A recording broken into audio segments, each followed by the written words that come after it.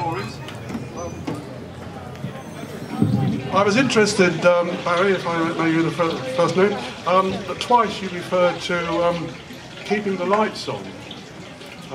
My interpretation of that is keeping our plasma screen TVs on. In other words, what I'm saying is that there seems to be an assumption that the good consumers there, the good electorate of Great Britain, are a given.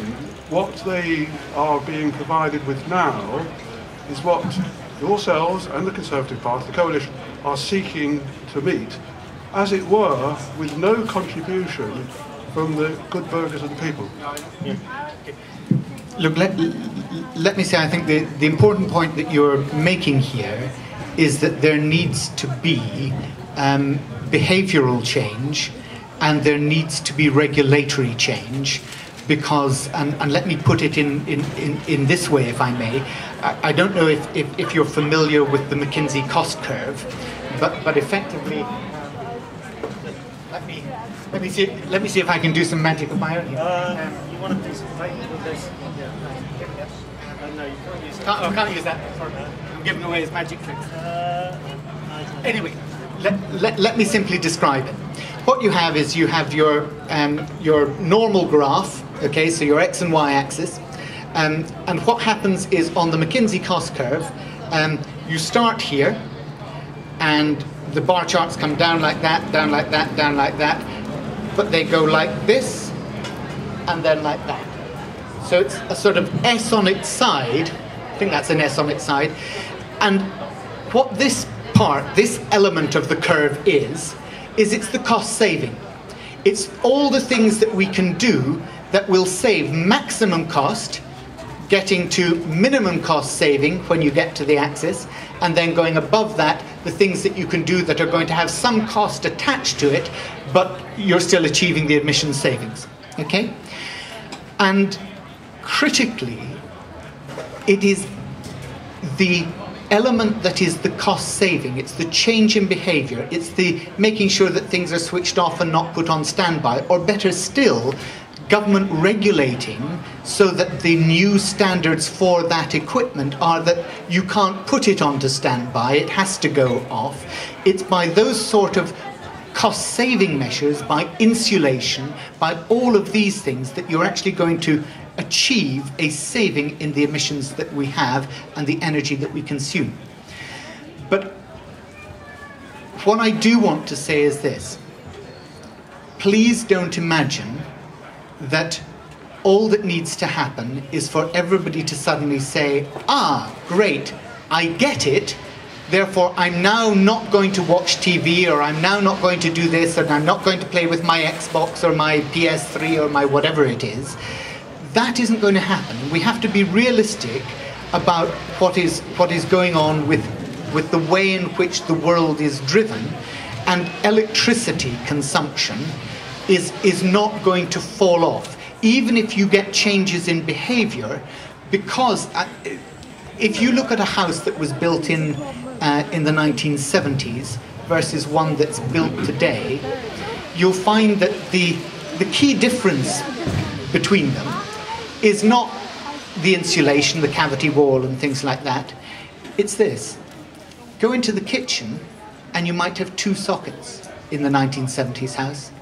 Go into the kitchen in a house built today and you'll have 6, 8.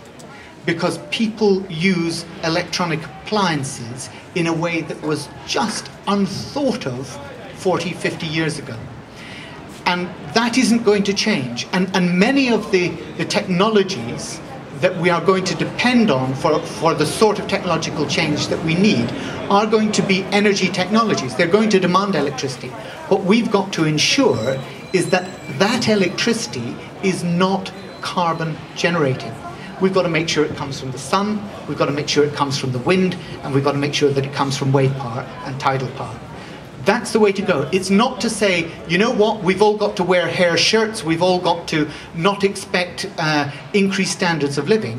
What we've got to do is we've got to say, you've got to make those changes in your life that are going to save emissions, right? But actually, it's not a choice between living well and having a future for our children and grandchildren. It has to be both. It has to be both. Because that's the way that you persuade people and take people with you. You have to show them that there is a better future, but that future is a green future, and that future can give them the quality of life, the jobs and the employment that they want. Yeah, sorry. There's a few questions I think you can deal with very quickly. Can climate change be explained by solar variations, sunspots? Do you want to speak about that, or should we? No, if somebody's asked that question, I think it's important to try and answer. Put a name, but yeah. No, look, there has always been, for thousands of years, climate variation, and that's absolutely got to be accepted. It's part of the science. It doesn't conflict with the science. But what you have to do is you have to see that the variation that has taken place in the past 150 to 200 years has been at a level that has been unprecedented, and that it has gone in strict corresponding relationship to the increase in carbon emissions. Climate change must not become an ideology. It must always be based in science, but that means you have to conduct a proper scientific assessment of the balance of risks. And just as, 400 years ago, Pascal famously, when considering whether there was a God or not, said to himself, well, in Pascal's wager, a famous philosophical theory, he said, well, look, I can either do as I please and, live life to the max and eat, drink and be merry, and I'll have a good life. But the balance of risk is this.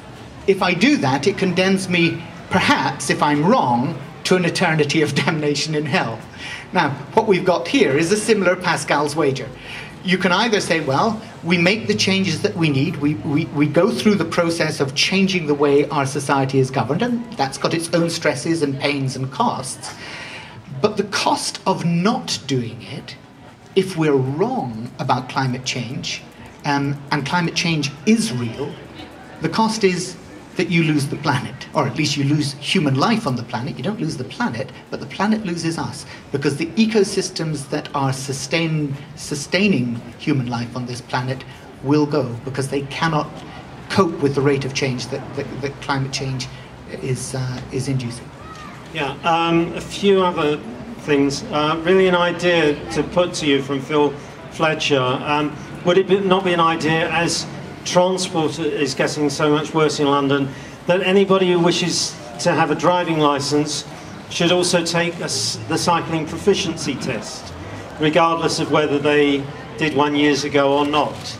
So the idea that if you're going to drive a car, you should at least know what it's like to be on a bicycle. Spoken like a true cyclist. Look, I think there are important ways in which we need to improve modal shift.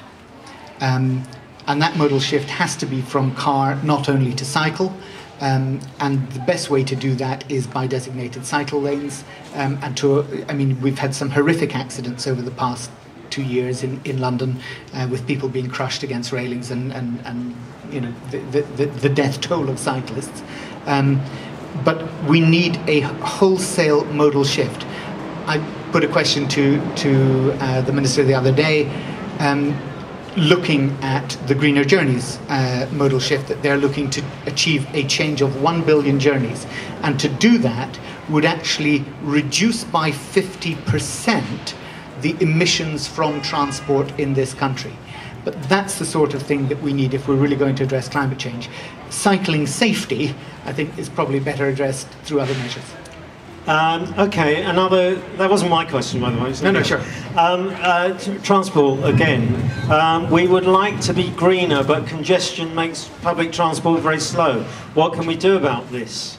So, I'm not quite sure the assumption there is... Well, that's a bus public transport, obviously. Right. They're talking about bus rather than train or metro. Yeah. Look, the improvements to the public transport system, and I'm pleased to say that the other day I got an undertaking from Transport for London that by the end of June the Jubilee Line weekend closures would be finished. So that's one good reason to encourage more people back onto public transport. But in terms of coach and bus, it's clear that the introductions of bus lanes do make a difference. They need to be preserved and protected. There need to be continuing stiff penalties for people who breach them. But that's the best way to avoid the congestion. It's by having those designated lanes. So would you want the congestion charge zone to be back out where it was when Ken was trying to... I've tried not to be party political in the things that I've said. I've tried to give credit to the government for advancing the fourth carbon budget as they've done. But it was one of the worst things that the Tories did when Boris took control of London, yes. Right, okay. So on development, would it be more environmental, not international development, would it be more environmentally sensible, I've got a question here, to spread development out of London, which is already overcrowded? What's your feeling on that? I suppose that question of the green zones and so on. Yes. Look, what any government wants to see and needs to see is sustainable development happening in all parts of the country. What we want is to make sure that there are jobs available for people everywhere within the UK, but equally one has to recognise that London in particular is a magnet, and companies want to invest both close to London and in London because of the benefits that London offers. And as a London MP, that's something I have to say I'm pleased about, because it does mean that we get jobs and economic benefit from that here. But clearly we need to see sustainable development, and that means showing that it can happen and does happen in every part of the country. Right, thanks. I think we're really over the end of our time, and Barry has very kindly, spoken for all this time. I think there are a couple more questions, but I think we should really wind it up there, because I think... Well, look, I'm happy to talk one-on-one with anybody who's still got a question. So if people have got questions, I think Barry's going to be here for a little while. If you've got a question that you'd like to ask him, please go ahead and do that. And can I have a round of applause for Barry Gardiner for agreeing to come and speak?